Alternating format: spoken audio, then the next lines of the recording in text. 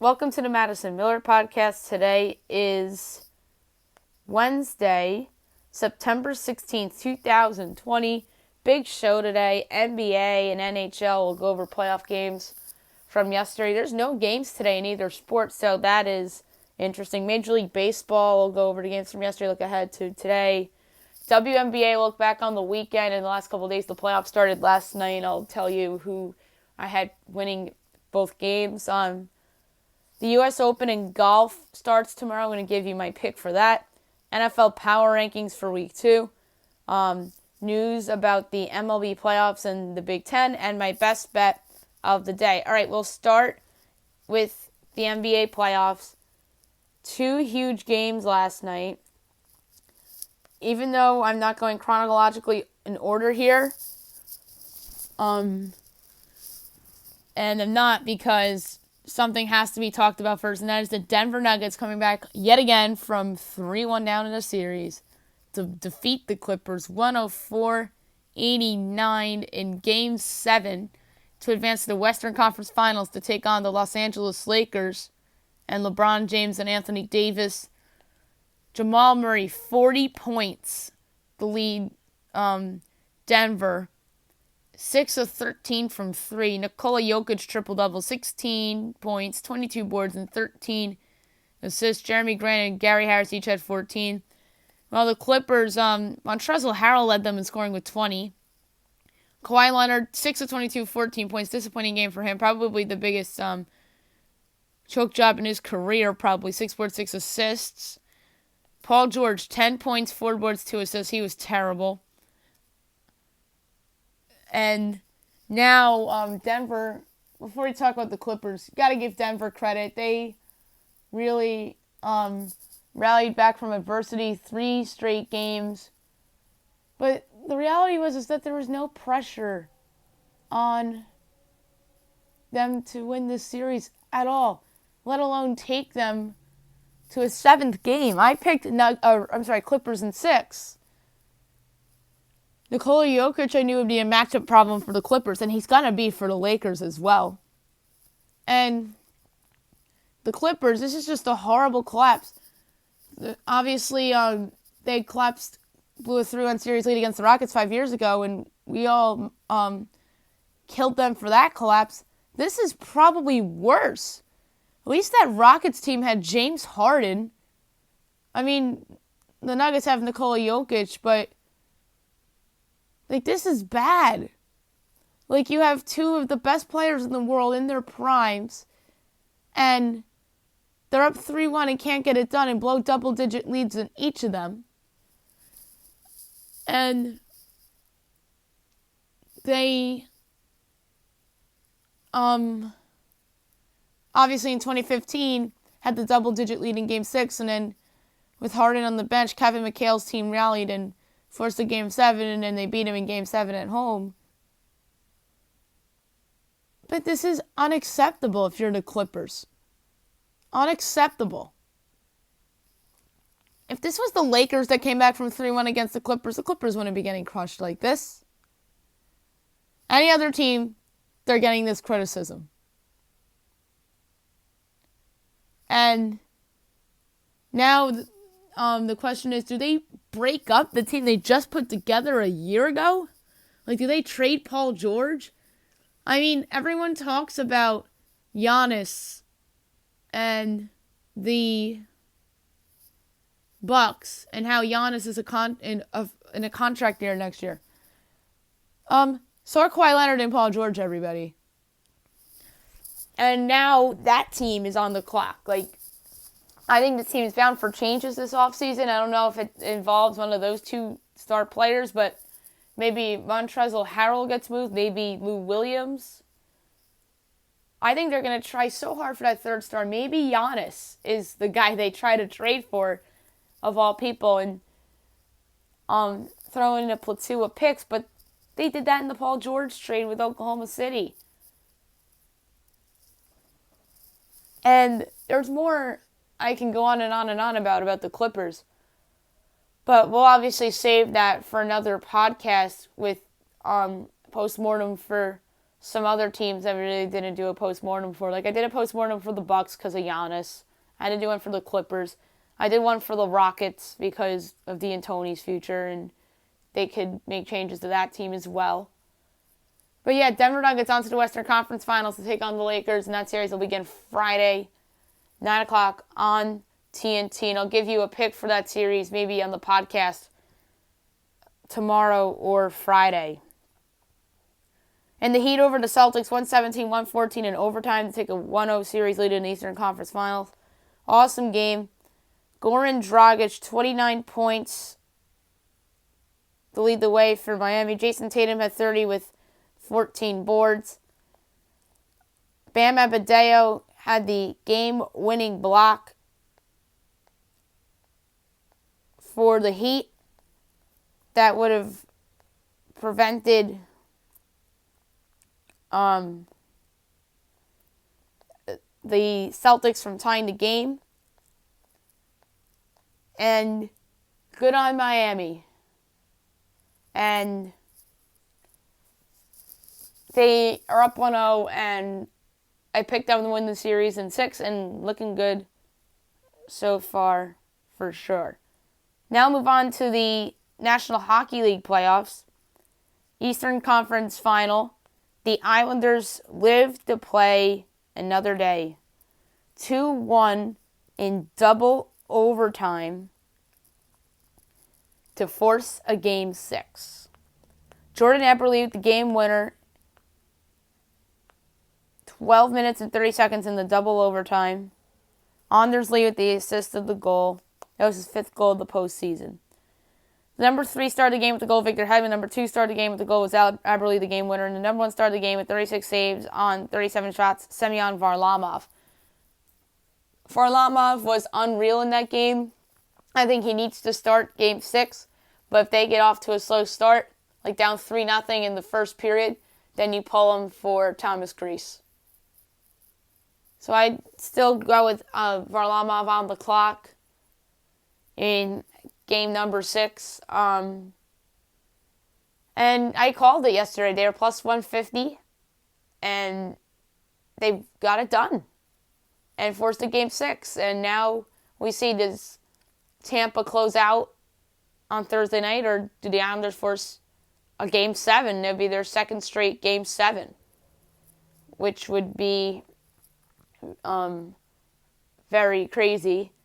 And it's weird because the Islanders were up 3-1 and the Flyers came back to force a Game 7. And now they're down 3-1. They could come back and force a Game 7. So it's going to be very interesting to see how Game 6 plays out between these two teams, with both with the chance to go to the Stanley Cup Final for the first time in 5 years, and the Islanders trying to force a Game 7. Now we'll move on to Major League Baseball. We'll go over the games from yesterday and look ahead to the slate for today. Red Sox over to Marlins 2-0. The Red Sox 18-31, Marlins 24-22. Tanner Houck the win in his big league debut. Sandy Alcantara the loss 2-2. Matt Barnes gets the save. Houck 5 innings, 2 hits, no 1 runs, 2 walks, 7 strikeouts, 0 ERA. Alcantara 6 innings, 5 hits and a run, 2 walks, 5 strikeouts, ERA 3.45. Reds over the Pirates 4-1. Cincinnati 24-26. Pittsburgh 14-33. Michael Lorenz in the win. Joe Musgrove the loss. Amir Garrett with his first save of the season. Tucker Barnhart hit the lone home run in the game for Cincinnati. Lorenz in 5 innings, 4 hits and a run, no walks, 6 strikeouts, ERA 4.56. Musgrove 5 innings, 6 hits, 4 runs, 1 walk, 8 strikeouts, ERA 5.74. By the way, Sonny Gray on the injured list for the Reds. That is a blow for them. I don't want to say it's a death blow like how Matt Chapman to me could be a death blow for the Athletics, but it could prove to be one come playoff time if he's still out. And that's if they make it too. Yankees over the Blue Jays 20-6. What a statement win for the Yankees. 27-21. Toronto 26-21. So the Yankees jump them by a half game. Davey Garcia with the win. Taijuan Walker the loss. Home runs: Vlad Guerrero Jr., Luke Voit, Aaron Hicks, Yuli Gurriel Jr., Gary Sanchez, Luke Voit again, Clint Frazier, and DJ LeMahieu.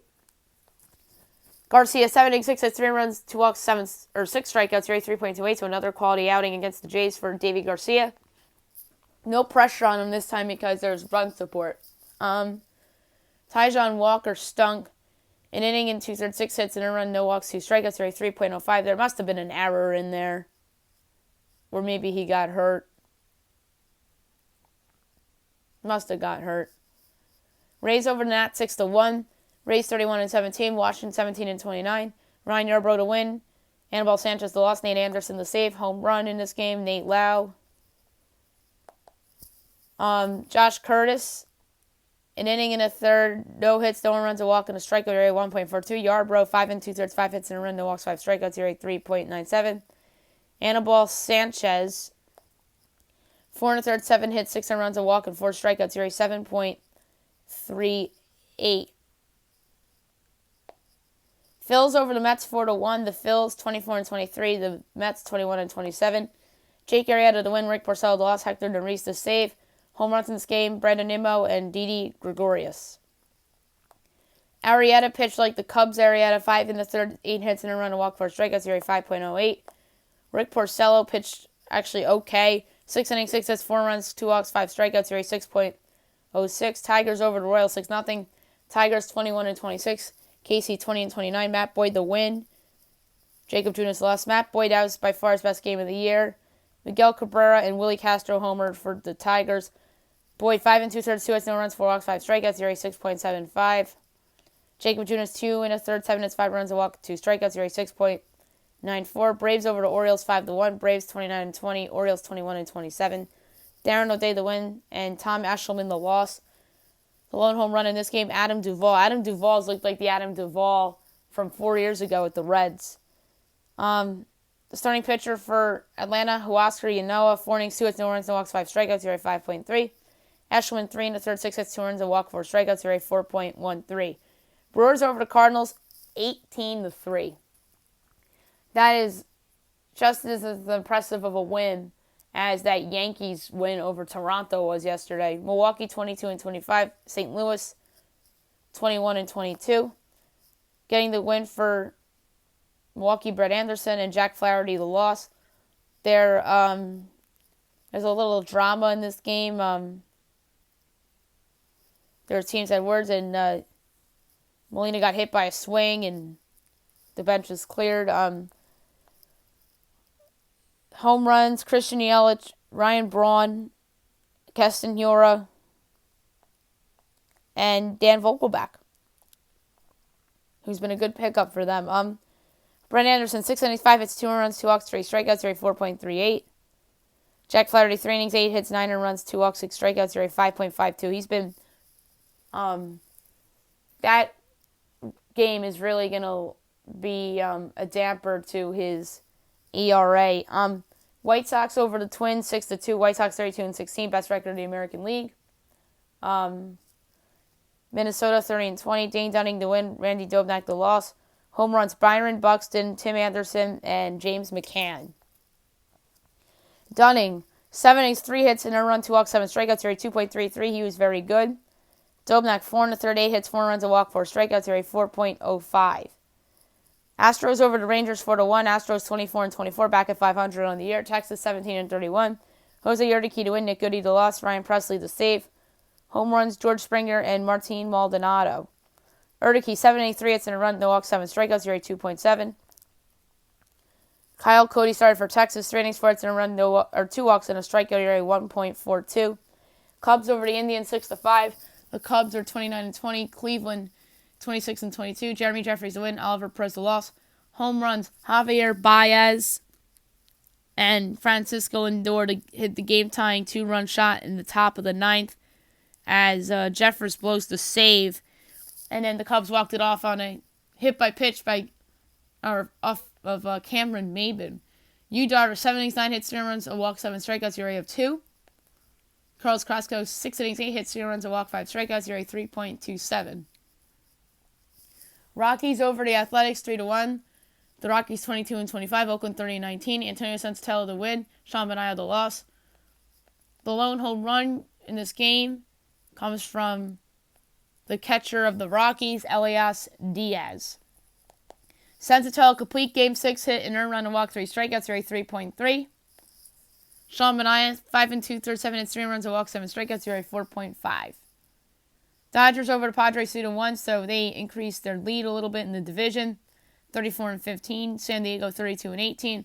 Tony Gonsolin the win. Zach Davies the loss. Kenley Jansen the save. The lone home run in this game came off the bat of Edwin Rios of the Dodgers.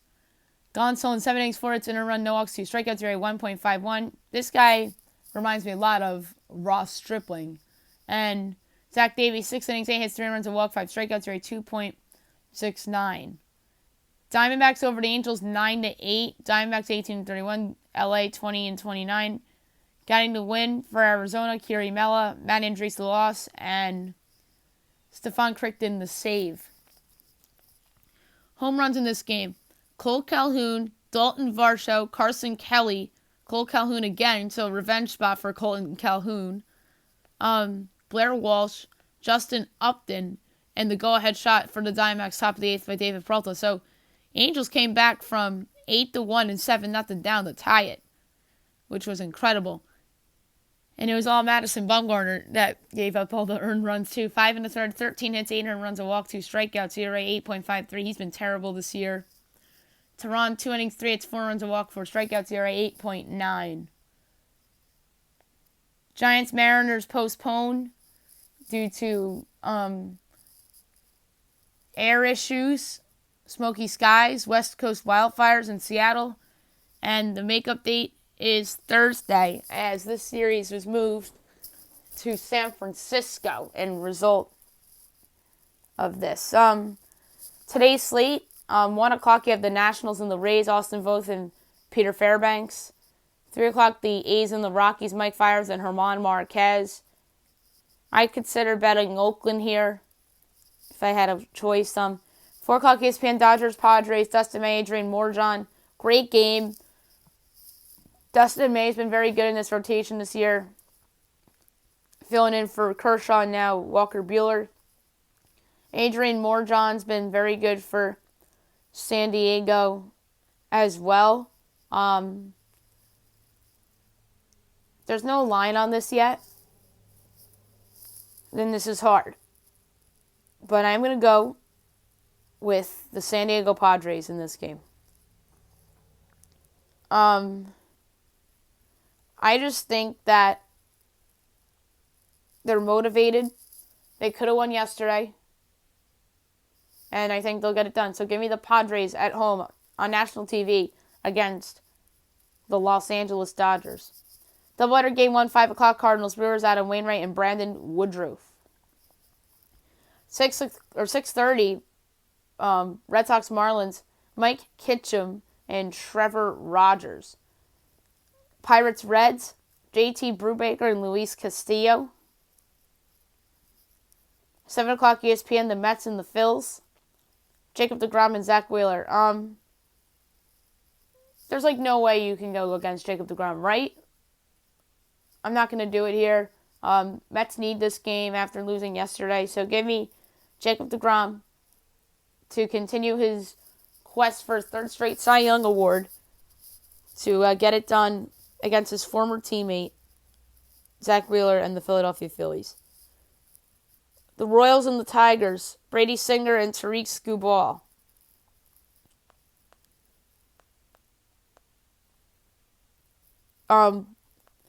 Blue Jays, Yankees, Tanner Roark and Garrett Cole. So the Yanks are going for a 7 in a row with the ace going tonight. So we shall see how that goes. That's an over game that I'm considering. The Yanks and the Jays. Braves, Orioles, 7:30. Cole Hamels making a season debut against Keegan Aiken. 8 o'clock, Twins, White Sox. Jake Odorizzi and Lucas Giolito. Rangers, Astros. Kyle Gibson and Lance McCullers Jr. Doubleheader game 2, Cardinals, Brewers. We don't know who's going for the Cardinals, and Brent Sutter is going for Milwaukee. 8:15 Indians Cubs. Aaron Savali and John Lester. John Lester's absolutely fallen off after a good start to the year. And then 9:40 on ESPN, you have the Diamondbacks and the Angels, Caleb Smith and Dylan Bundy. Both of these guys have actually been pretty good this year. Bundy's been very good. Caleb Smith, promising young pitcher that came over in the Sterling Marte trade from the Diamondbacks. Tough call. I'm going to go with Dylan Bundy and the Angels. Bundy's had a career year this year. And neither these teams' bullpens are good, so I'm going to consider the over here too. But give me the Angels at home against the Diamondbacks, and is a meaningless game. And at 9:45, the Giants and the Mariners. From San Francisco, even though Seattle's the quote-unquote home team. Drew Smyly and LJ Newsome. Now I'm going to go over the WNBA playoff games from yesterday and go over some of the last of the regular season games from the weekend. We'll start with Friday night in the W. Dream over the Sun 82-75. The Dream 7-14. Connecticut 10-12. Kennedy Carter had 22. Duana Bonner 17. Sky over the Wings 95-88. The Sky 12-10. Dallas 7-14. Cheyenne Parker 23 points. Enrique Agumbali had 38 for Dallas. Storm over the Mercury 83-60. The Storm 18-3. Phoenix 13-9. Jordan Canada had 13. Shatori Walker Kimbrough had 24. Saturday, Mystics over to Liberty 75-58. The Mystics 8-13. Liberty 2-19. Maisha Hines Allen 25 points and 11 boards. Kia Stokes had 15 for New York. Aces over to Sparks 84-70. Aces 17-4, LA 15-7. Aja Wilson had 19 with 8 boards. Neka Ogumake had 24. Lynx over to Fever 98-86. Minnesota 14-8. Indiana 6-16. Rachel Bauman 29 points and 10 assists. Kelsey Mitchell of the Fever had 20. Sunday. These are all rescheduled games from the protests. Wings over to Liberty 82-79. The Wings 8-14. They finish at New York 2-20. Very disappointing year for the Liberty, although that was hammered by that injury to Sabrina Ionescu. Enrique Agumbali had 26, and Jasmine Jones had 21. Aces over to Storm 86-84. The Aces 18-4. The Storm 18-4. So the Aces get the 1 seed. Theresa Hamby had 23 with 8 assists. Jewel Lloyd had 30 for Seattle. Mystics over to Dream 85-78. So the Mystics make the postseason. 9-13. Atlanta 7-15. Ariel Atkins 26 points. And Bentija Laney had 27 for Atlanta. Atlanta was a lot better than I thought they'd be. And then last night started the playoffs. First round, Sky lose to the Sun 94-81. So I liked the Sky there. But they really collapsed at the end of the year, and I probably should have factored that in. Connecticut 10-12, or I should say on to the next round. Chicago is going to be home wondering how disappointing their season was. Alyssa Thomas had 28 points and 13 boards with 8 assists. Allie Quigley had 19 for Chicago. Mercury over to Mystics 85-84 on a buzzer beater 3 by Shea Petty, who was cut by the Mystics earlier in the year to join the Sun. The Sun move on to take on, the Mercury move on to take on the Lynx, and then the Sun will play the Sparks on Thursday. We'll pick those games on the podcast for you tomorrow.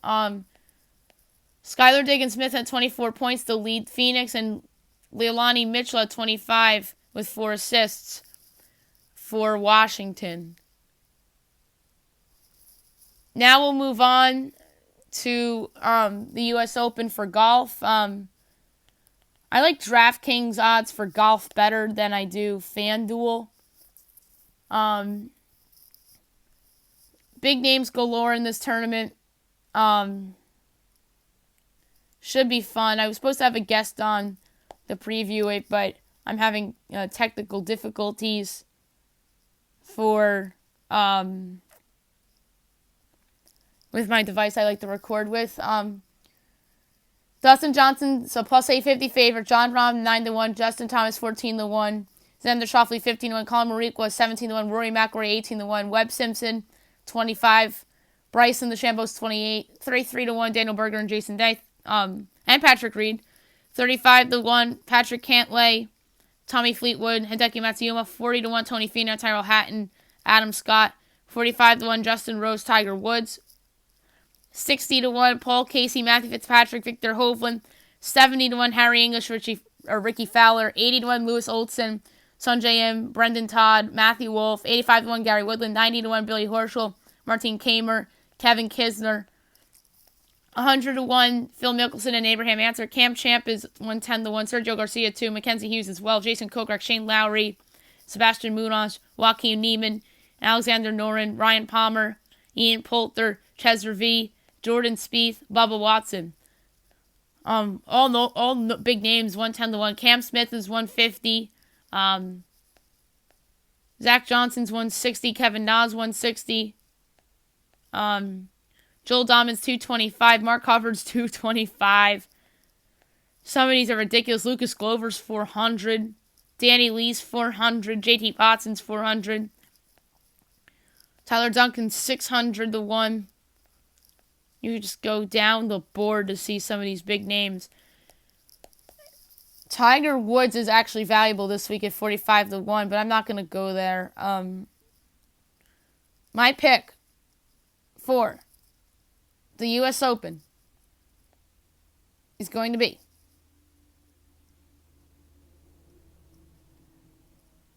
this is tough, guys. I'm going to go Webb Simpson at 25-1 here. He's had a good year. I think that he's poised to have a big tournament. I like Rory at 18 too. I think Schauffele's overvalued. Bryson's actually at a good number at 28-1. John Rahm, I think, is at the right number. DJ, I think, should be tied with him. Tiger, I think, is right around where he should be, actually. Justin Rose is at a good number. There's so many guys that have value here. My pick for the U.S. Open is Webb Simpson, 25-1. Now I'm going to do my power rankings for the NFL. I'm going to be quick here. Yesterday I had my overreactions. Today's the actual power rankings. Number 32, the New York Jets. Awful loss against the Bills. Sam Darnold didn't look good. And there's already turmoil with Le'Veon Bell and all that jazz. 31, the Jacksonville Jaguars. Yeah, they're 1-0, but I think they were more handed that game by Phil Rivers and the Colts, and Marlon Mack being injured was a bigger deal than we thought. 30, the Miami Dolphins. They're 0-1. They had chances to steal that game from New England, but they couldn't get it done. 29, the New York Giants. They're 0-1. They had chances to steal their game against Pittsburgh, but ultimately I thought the Steelers were just a better team. The Giants' defense wouldn't have held it together, even if Daniel Jones didn't turn the ball over. 28, the Cincinnati Bengals. They're 0-1. They obviously were another team that could have won in week 1, but they were robbed of an offensive pass interference call, and then their kicker, Randy Bullock, missed the game-tying field goal. 27, the Cleveland Browns. No team looked worse than the Cleveland Browns in week 1. Oh my goodness. What a disaster were they. Number 26, the Florida or the Carolina Panthers. That's the first time I've ever done that. It's always the other way around. They always say the Carolina Panthers side of the Florida Panthers, but oh well, I did that for the first time ever. They were actually really good offensively in that game, and they're going to score with a lot of people, even though that they lost. 25, the Washington football team. They're 1-0. Impressive 17-0 down comeback. Ron Rivera had to have an IV at halftime. Dwayne Haskins rallied the troops with that speech. I'm not so sure they have that great of a chance to upset the Cardinals in Week 2. And by the way, in terms of next team's opponents, the Browns and the Bengals face each other. The Giants play the Bears. The Dolphins play home against the Bills. The Jaguars are home for Tennessee. And the Jets are home for the 49ers. 28, the Chicago Bears. The Bears got lucky in that game. I thought they were handed that game. Down 23-6. Lions blew that. Matt Patricia decides to pass instead of run on third down. Comes back to bite him. DeAndre Swift drops the ball. And now they host the Giants this week. 23, the Indianapolis Colts. They're 0-1. Awful loss. Phillip Rivers did not look very good throwing those interceptions. The loss of Marlon Mack's huge. They host the Vikings this week. 22, the Detroit Lions. They really gave that game away. And yet another lost opportunity for the Lions. They're at Green Bay this week. 21, the Las Vegas Raiders. They're 1-0. Look very impressive offensively this week. This week they host Drew Brees and the Michael Thomas-less Saints. Number 20, the Atlanta Falcons. They're 0-1. They look like the team that's just going to score a lot of points and give up a lot of points. This week, they're at Dallas. 19, the Houston Texans. The Texans obviously lost opening night against the Chiefs. And now they host the Ravens. So that's a tough start for Deshaun Watson and the Texans. 18, the Denver Broncos. Probably should have won that game against the Titans, considering how bad Stephen Gostkowski was. And now they go to Pittsburgh without Phillip Lindsay and potentially Cortland Sutton and obviously Von Miller. 17, Los Angeles Chargers. They're 1-0. They were lucky because Randy Bullock missed a kick. Joe Burrow threw a bad interception. And Adrian Green was called for offensive pass interference. I consider them probably the second luckiest team in Week 1 other than the Bears. And then you could argue Jacksonville, Marlon Mack injury, Phil Rivers, 2 picks. But I consider the Chargers one of the luckier teams of Week 1. And now they host Patrick Mahomes and the Chiefs. 16, the Philadelphia Eagles. They're 0-1. They looked horrible in the second half, looked good in the first half. And now they host Jared Goff and the Rams. 15, the Minnesota Vikings. 0-1. Defense was horrible. Their offense got going in the second half. Really made Aaron Rodgers and the Packer offense keep working. After if they were a couple stops away, in my opinion, from winning that game, the Vikings.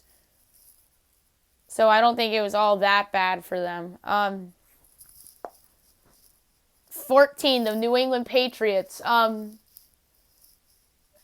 They had moments in that game. They're 1-0. They are at Seattle this week in what is a marquee game in prime time. Number 13, the Tennessee Titans. They're 1-0. Got the win at Denver, but Stephen Gostkowski needs to go. He was terrible. He's the reason why they didn't win by double digits. Missed extra point, 3 missed field goals. That's 10 points cost by Stephen Gostkowski right there. Number 12, the Arizona Cardinals. 1-0, big win at San Francisco. Now they host the Washington football team in what could be a regression spot for them. Although you could argue regression spot for the Cardinals, too. Now, number 11, the Buffalo Bills. Coming off the win over the Jets, they didn't have to do much in that second half. And now they go to the Dolphins. 10, the Los Angeles Rams. Impressive win over the Cowboys. That was another, by the way, game that you could argue the team sort of gave it away. Mike McCarthy going for it on 4th and 3. We'll talk about the Cowboys in a couple minutes. But impressive win for the Rams. Aaron Donald looked like himself, and the Rams looked like the team they were a couple years ago. And now they're at Philadelphia as a favorite. Number 9, Tampa Bay Buccaneers. They're 0-1, lost to Drew Brees and the Saints. Their defense was just really bad. Tom Brady threw the brutal pick 6. Or else that's probably a closer game. And next up for them, hosting the Carolina Panthers. Number 8, the San Francisco 49ers. They're 0-1, coming off the loss against the Cardinals. Big bounce back spot coming up for them over the weekend against the Jets. Number 7, the Dallas Cowboys. Lost to the Rams, could have won that game. Offensive pass interference called on Michael Gallup, which shouldn't have been. And Mike McCarthy going for it on 4th and 3. Should have kicked the field goal to tie the game. Dallas probably wins the game if they make that 4th down or if they tie the game with a field goal. Now they're a little banged up. Blake Jarwin out for the year. Leighton Vander Esch out a couple weeks. They host Atlanta coming up. And no Lyle Collins either on the offensive line. 6, the Seattle Seahawks. Impressive win at the Falcons coming up. Cam Newton and the Patriots on Sunday Night Football. Number 5, the Green Bay Packers. They're 1-0. Impressive win over the Vikings. I mentioned earlier that the Vikings made them work a little bit as the Vikings got going offensively in the second half of that game. Next up for Green Bay, they host the Lions. Number 4, the Pittsburgh Steelers. An impressive win over the Giants on Monday Night Football. And it was impressive because of what their front six did to Saquon Barkley. And that, what we think is improved offensive line. Next up for them is that they host the injury-riddled Denver Broncos. Number 3, the New Orleans Saints. An impressive win over Tom Brady and the Buccaneers. Next up, they are at the Vegas Raiders on Monday Night Football for their home opener. Number 2, the Baltimore Ravens. A super impressive win over the Cleveland Browns on Sunday. Next up for them at the Texans. And number 1, the Kansas City Chiefs with the dominant win over the Texans on opening night. Next up for them, they are at Tyrod Taylor and the Los Angeles Chargers. There's a couple breaking news items I would like to get to. First, it was yesterday's breaking news of the day that the Major League Baseball approved the bubble playoffs, which is neat. The American League will be in California. The National League will be in Texas. Some games will be in Houston. Some will be in Texas. And then same for the American League. Some games will be in San Diego and some will be in Los Angeles. So Dodger Stadium, Petco Park, Minute Maid Park, and the new Ranger Stadium. I think it's called Globe Life Park was their old stadium. I don't know what the Rangers' new stadium is called, and then the World Series will be held in Arlington at the Rangers' new stadium. And I think both LCS series will be in Arlington as well. So it should be a fun bubble. The wild card rounds, don't forget, guys, is best of 3. And if the season were to end today, guys, in the American League, it would be the White Sox against the Indians in round 1. The Rays against Toronto. Oakland against the Astros. And boy, are the Yankees lucky. They play their baby, the Minnesota Twins. And now to the National League. So this would be a lot of fun. The Dodgers would play, it looks like, the St. Louis Cardinals. San Diego would play their division rival, San Francisco. Or no, I'm sorry. The Dodgers would play the Cardinals. The Cubs would play San Francisco. The Braves would play the Phillies. And then the Padres would play the Marlins. Boy, there's some mismatches in the National League in the projected wild card round series thus far. And now on to the other breaking news. The Big Ten's coming back in October. It just broke. We heard that this was in play yesterday, and here we are. The Big Ten is back. The conference outlined that it was significant medical protocols in the official announcement of the season restart, and that it was unanimous. October 23rd to the 24th. Unbelievable. 8 games in 8 weeks. Title game December 19th. So we have to include them in the playoff, it looks like. Which is crazy. Let's look at the games for the opening weekend in the Big Ten.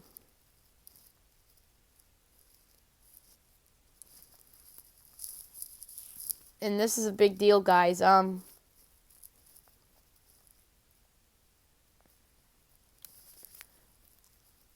now, all eyes are on the Pac-12. Do they come back? And the Big Ten is probably feeling some regret. This is them admitting that they were wrong and that the other schools were right. But there's a couple teams already that have had to cancel games or postpone games due to mini COVID outbreaks. Memphis and Rice and a couple of these other schools. But yeah, I don't see a schedule here yet. But October 23rd, Friday night, and then the 24th is Saturday. So, huge deal in college football. And obviously we'll talk about this as it gets closer. And now we wait on the Pac-12. I don't think MAC will come back. I don't know about the Mountain West, although that would be a big deal if Mountain West came back. Maybe BYU can add in more games. Air Force is playing a couple games. So this is big for guys like Justin Fields and Ohio State. There's already guys that opted out in the Big Ten. And obviously, Micah Parsons opted out. Ohio State's top corner opted out. And these are guys that are obviously projected top draft picks in the 2021 draft. But Justin Fields has not opted out. And obviously, that would probably, you would assume, make Ohio State the favorites. And you know Ohio State wanted to come back. You know Jim Harbaugh and Michigan wanted to come back. So this is a big win for this conference, obviously. And like I said, we'll get into it more as it gets closer. And probably that week, we'll do predictions for the Big Ten as well. And now my best bet of the day, brought to you by FanDuel. I lost last night with the over in the Mets-Phillies game, but I also placed some money on the Nuggets, plus the 7.5. They won outright. And this is a big deal that